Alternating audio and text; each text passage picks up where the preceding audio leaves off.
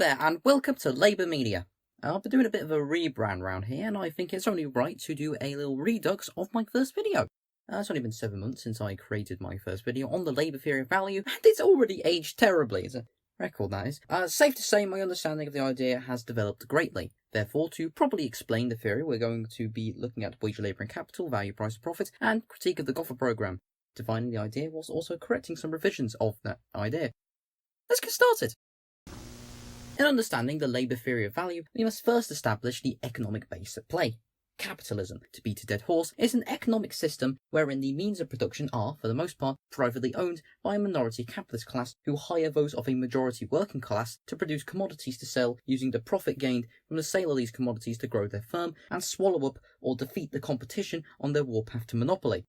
Now, I have a video or two in the description that goes more in depth on these points, but for now let's focus on profit.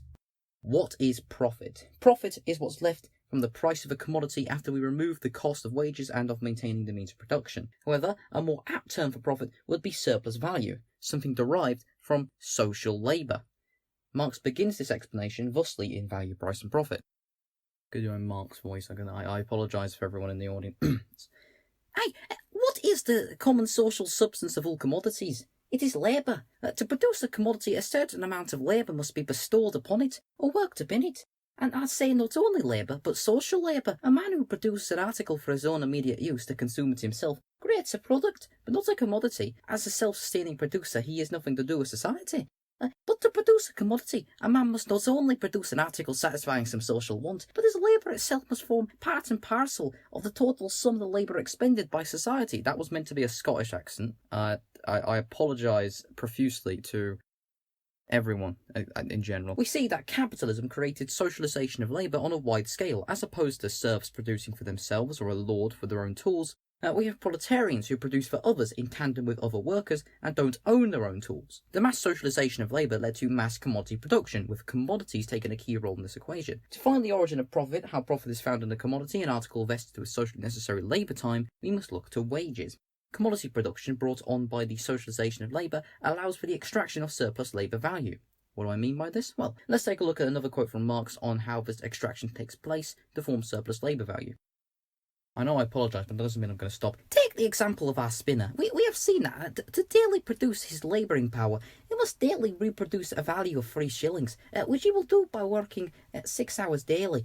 But this does not disable him from working 10 or 12 more hours a day. But by paying the daily or weekly value of the spinner's labouring power, the capitalist has acquired the right of using that labouring power during the whole day a week. He will, therefore, make him work, say, daily 12 hours, over and above the 6 hours required to replace his wages, or the value of his labouring power. He will, therefore, have to work 6 other hours, which I call hours of surplus labour, which surplus labour will realise itself in a surplus value and a surplus produce. If our spinner, for example, by his daily labour of 6 hours, added 3 shillings value to the cotton, a value forming an exact equivalent to his wages, he would in 12 hours add 6 shillings worth to the cotton and produce a proportional surplus of yarn. We see here that wages begin at the price of upkeeping the existence of the worker, the minimum they need to continue living and working and to eventually reproduce. Beyond this amount, the worker works without remuneration, as Lenin said. This exploitation of social labour to produce a surplus value is how profit is found. This creates the roots of the empires of waste wrought by commodity production. Capitalism's continuation is itself created via excess. There's a couple of misconceptions surrounding the labour theory of value, so just like in the Dictatorship of the Proletariat video, we're going to look at the good old critique of the Gotha programme to explore some of these mistakes. A lot of these stem from the writings of Ferdinand Lassalle, a German philosopher who spearheaded the social democratic movement in Germany and coined the term night watchman state, which I actually didn't know he came with that before researching him, so that would need a whole other video to cover, and influenced the SPD's Gotha programme. Within this programme is a good number of revisionist errors as to the true nature of the labour theory of value, mistakes that have often been repeated by others, and even myself on a good many occasions. I don't know why I said even, it's not that, I make mistakes all the time. Take for instance the phrase, labour is the source of all wealth, or the source of all value, as you may have heard in part. This is inaccurate on 2 levels. First of all, as we've established, it's social labour and not just labour that creates wealth. Furthermore, social labour is not the sole source of wealth, as raw materials and the means of production are also a factor. To quote Marx, labour is not the source of all wealth. Nature is just as much the source of use values, and it is surely of such that material wealth consists. as labour, which itself is only the manifestation of a force of nature. Human labour power, the above phrase is to be found in all children's primes and is correct insofar as it implied that labour is performed with the pertinent subjects and instruments, but the socialist programme cannot allow such bourgeois phrases to pass over in silence. The conditions that alone give them meaning. He issues a correction to the statement, labour is the source of all wealth, saying, the first and second parts of the paragraph have some intelligible connection, only in the following wording. Labour becomes the source of all wealth and culture only as social labour, or, what is the same thing, go for society. Another form of revision that derives from the same thread is the idea that labour is entitled to all it creates, or rather this, well, not really, like a buzz phrase. Is that a word, buzz phrase? I don't know. Something that might come from the Locke from what I hear, and immediately there's the point of social labour again, but we must also look into what the statement actually entails. Let's see what Marx says in Critique of the Gotha programme.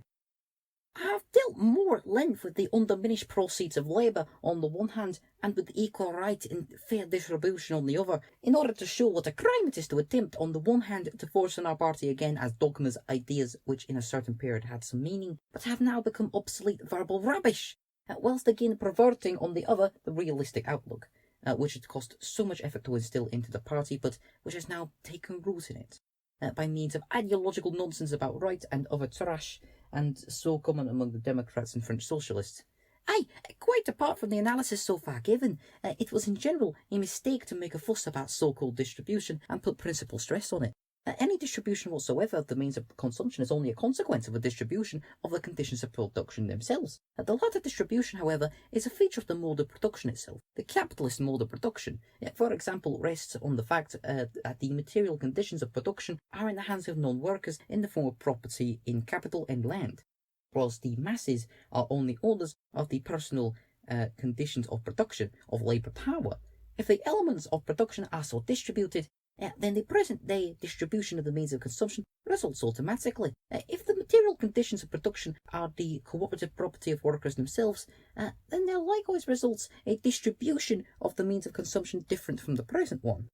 Vulgar socialism, and from it in turn a section of the Democrats, has taken over from the bourgeois economists the consideration and treatment of distribution as independent of the mode of production, and hence the presentation of socialism in turning principally on distribution after the real relation has long been made clear. Why retrogress again? Indeed, the focus on labour is entitled to what it creates is a misnomer in regards to focusing on redistribution over challenging the economic mode, such as the way of the tax-the-rich sock them crowd. As Lenin says, the theory of surplus value is the cornerstone of Marxian economics. The evidence of capitalism is proliferated by excess, by the exploitation of social labour. There's been some hiccups around this fact has been conveyed, but it doesn't change the fact that profit and its accumulation serve to marry perfectly private property and markets, due in part to this economic exploitation that takes place. In the works of Marx, the end of value, price and profit, instead of the conservative motto, a fair day's wage for a fair day's work, they ought to inscribe on their banner the revolutionary watchword, abolition of the wages system. Thank you for watching. As usual, transcripts and description, blah blah blah. Yeah, sorry for the delay. In the videos, I have been working a bit documentary on the Labour documentary, working a bit on a bunch of other projects. I have been quite busy. We hit 100 on the sub. Jesus, why has nobody stopped me yet? Somebody really should. Thank you. Thanks everyone. That's. Bloody hell. Yeah. So yeah, the English language is too difficult. They need to nerf it in some way. You know, if I stare at the scene long enough, I'll remember what I was thinking about. Also got a few other small projects in mind. I said I was considering doing one on another patriotic socialism follow-up, but I don't know how dense that is. I think I would make that like a whole broadcast interruption. That actually doesn't sound like a bad idea. I might do that. I might do that, actually. Does not sound like a bad idea. Also got some other plans. Yeah, I'm still working on the big documentary. I might release some little teaser clips as that goes. I think that's everything. Yeah. So thanks everyone. Is that? Oh, it's supposed to be going for 2 minutes. Yeah. So this has been Labour Media, and remember, Labour conquers all.